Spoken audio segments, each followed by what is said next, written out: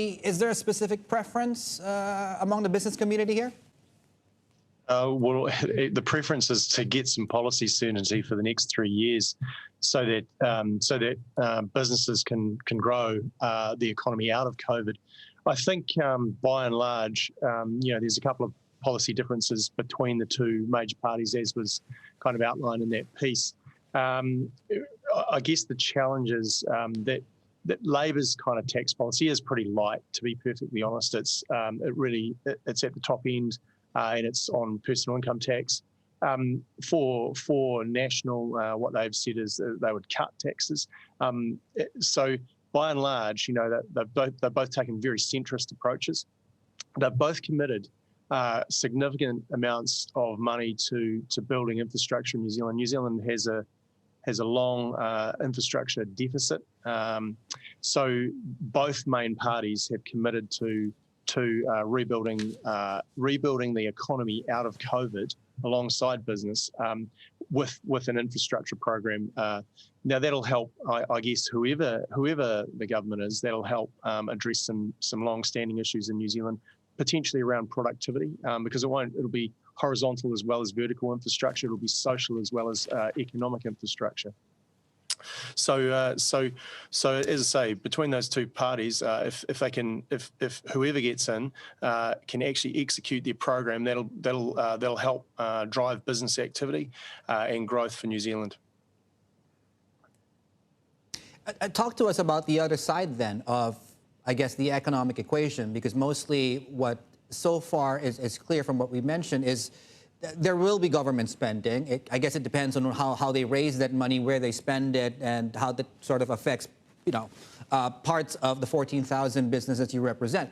Talk to us, though, about consumer demand. I mean, we know what the unemployment rate is like. We know that headline number, but what is it really like on the ground?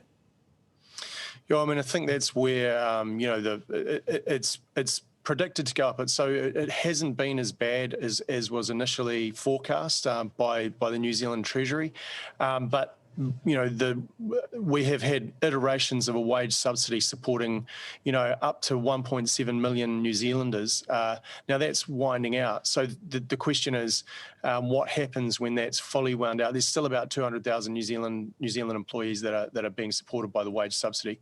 The question, though, is probably a slightly different one: is how we manage lockdowns, or whether we can manage without having lockdowns, because those are the things that, again, I think were outlined, where the economy contracted some 12% in the second quarter when we're in the heart of a lockdown, and we can't really sustain too many more of those. We've had a regional lockdown in New Zealand, which has had a pretty significant impact because it was in our biggest region. So managing the border and managing COVID within New Zealand is going to be key to keeping the domestic demand up, and that will help reduce the impact of unemployment.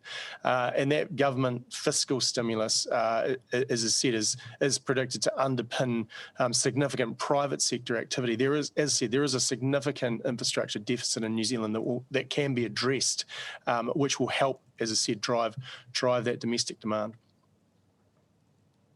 Kirk, what is the state of New Zealand's important tourism sector, and what are the two leading candidates proposing in terms of addressing some of the pressure that sector has been under? Yeah, look, it's fair to say that there aren't too many tourists coming to New Zealand, and it was a very big part of our economy. It was the fastest growing part of our economy, so it has been decimated.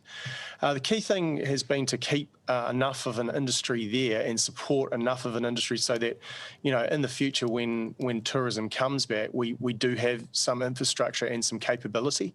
But it's fair to say that as long as the border is shut, or the longer the border is shut, and that's looking like the foreseeable future, then that capability shrinks, and it's very hard to regrow it, I think, as well. So that's going to be really challenging for